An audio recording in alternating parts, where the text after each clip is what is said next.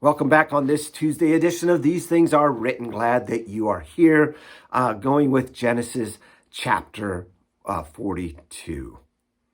7 years have passed, the 7 years of plenty where Joseph was at work accumulating the excess crops of the Egyptians in the years of plenty, having them stored away, and in the meantime making Pharaoh a very rich man.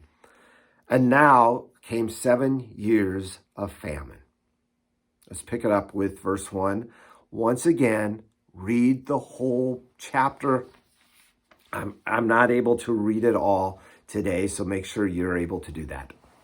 So when Jacob learned that there was grain for sale in Egypt, he said to his sons, "Why do you just look at one another?" And he said, "Behold, I have heard that there is grain for sale in Egypt. Go down and buy grain for us there, that we may live and not die." So 10 of Joseph's brothers went down to buy grain. But Jacob did not send Benjamin, Joseph's brother, with his brothers, for he feared that harm might come to him. Thus the sons of Israel came to buy among the others who came, for the famine was in the land of Canaan. Why wouldn't he send Benjamin? Because after the death of Joseph, Benjamin became the favored son. He was the remaining son of his favored wife, Rachel. And he wanted to keep him safe.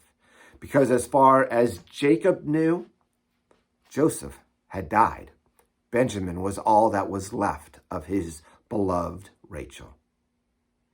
Verse 6. Now Joseph was governor over the land of Egypt, and he was the one who sold to all the people of the land. Now this famine, by the way, was not just in Egypt. It stretched over much of the Middle East and that area, so that others would need to come and purchase grain from Egypt, as Jacob and his brothers and his sons were doing. And Joseph's brothers came and lowered and bowed themselves before him with their faces to the ground. Joseph saw his brothers and recognized them, but he treated them like strangers and spoke roughly to them. "Where do you come from?" he said. They said, "From the land of Canaan to buy food."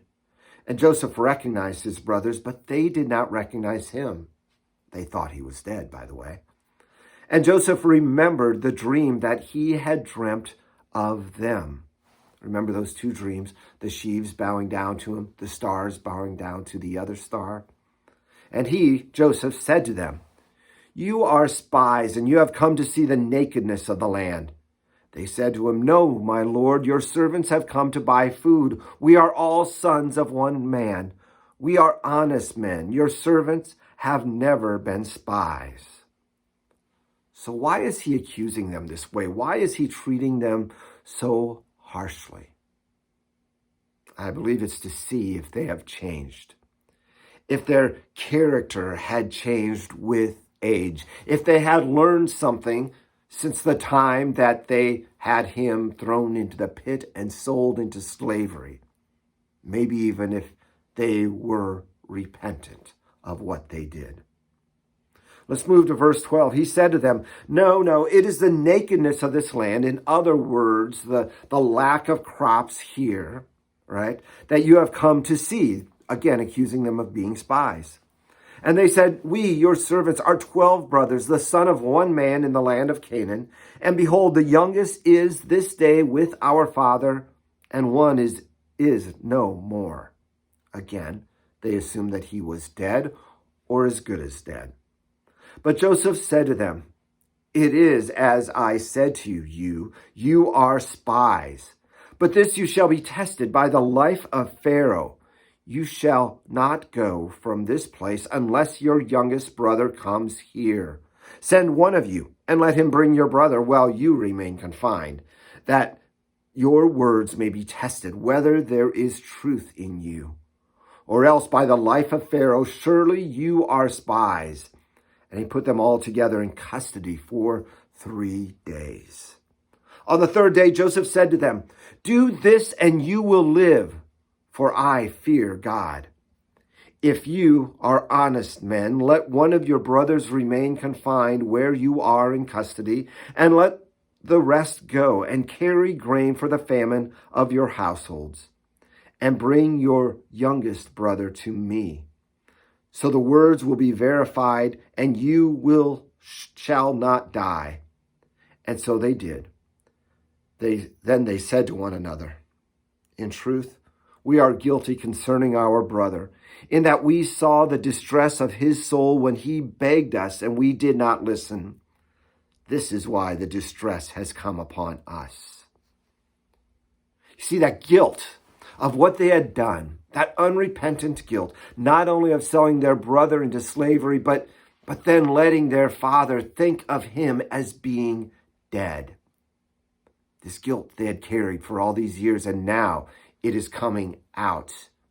This guilt is reaching out, making them think that this is why these things have happened. And in truth, they are. Now, that's not always how it works. It's not that bad things happen because of something we did in the past. In this case, it certainly did, as God and Joseph was making a point. Now, before we wrap up this, the rest of the chapter, it talks about how Simeon stayed. He was the one that was arrested while they went and brought back Benjamin. Now, Reuben was the oldest, and he should have been the one that would have stayed. Simeon was the second. Why not Reuben? I think that has something to do with how he treated Joseph. Remember, Reuben was the one who didn't want him to be killed and was upset when he found out that he had been sold into slavery. Simeon, on the other hand, was one who was wanting him to be sold, making money for himself. He was one with Levi that destroyed the men of Shechem as well. So he was one who would stay. I invite you to come back tomorrow as we pick up what happens when they run out of food again in Canaan, when that supply runs out, and how God continues to use this bad thing, Joseph being sold into slavery, to be for the good, not just of Joseph, but for all the brothers and for the world as well. We'll see you then. God bless.